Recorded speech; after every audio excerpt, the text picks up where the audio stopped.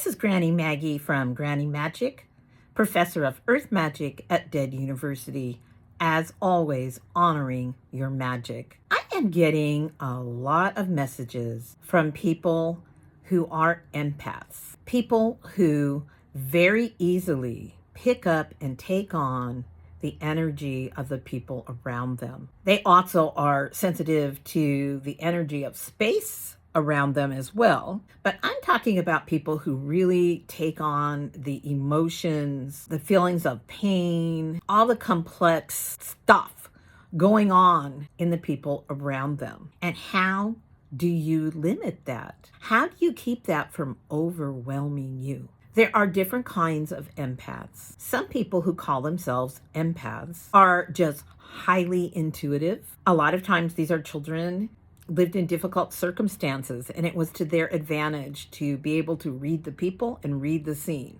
so they knew how to react and respond. And that became very ingrained in them. And that's difficult because sometimes those people do not have a strong sense of self and identity because they've gone through this kind of trauma. And then there's the kind of empath where it's actually one of the clairs. It's kind of like a gift, the clear sensing and feeling. And being an empath at that level, a spiritual, psychic kind of empath, means that you are not only taking on those pains or sufferings, you literally begin to embody them, you feel them in a way a regular so-called empath does not. And to shield yourself becomes imperative. I notice there are a lot of people who get caught in this kind of an empath role, and they think of themselves as being almost self-sacrificial. This is their calling.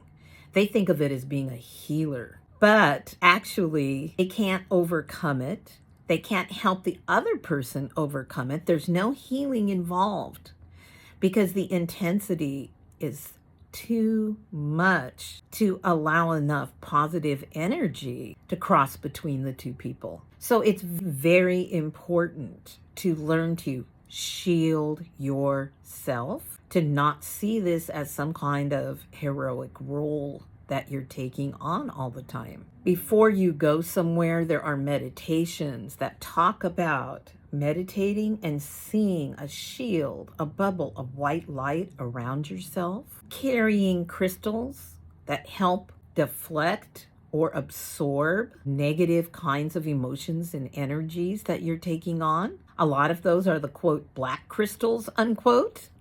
They shield or absorb in different ways.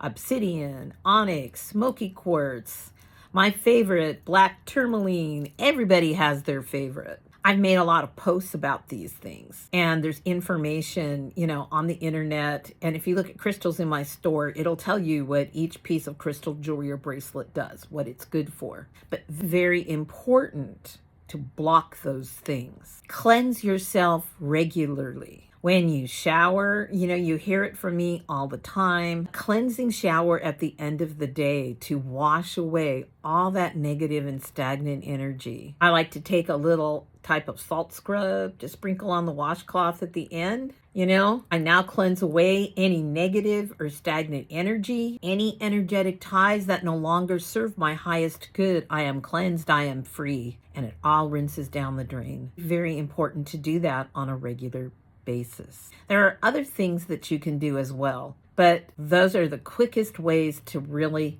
make a difference. Ward and shield your house and create the most uplifting vibrational energy within it that you can. Most important, look for self-affirmations. Call back your power to yourself. Then, only then, can you choose sometimes to take that on to see what another person is suffering and then let it go and help them heal because you know what's going on. That's the only way you can do it and maintain your physical and spiritual health and well-being.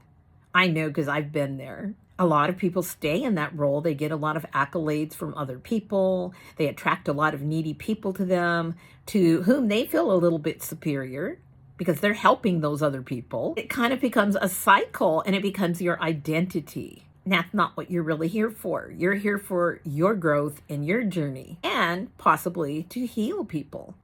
and expect other people to take some responsibility for themselves. You don't heal anybody. You can help offer them tools if they choose to accept them and they choose to heal. So as an empath, if you're constantly taking on their pain and their suffering and they're feeling relieved, sometimes their motivation to change that cycle is not very strong. It's just the way it is. Hope that helps. I'm going to try to come up with some other things that I'll post for you coming up to talk to empaths about ways to protect yourself, ways to deal with this energy that's positive for yourself and the people around you, so that you're strengthened and empowered rather than sucked dry, made ill, and just overburdened and overwhelmed. Much love to all the empaths out there. I understand.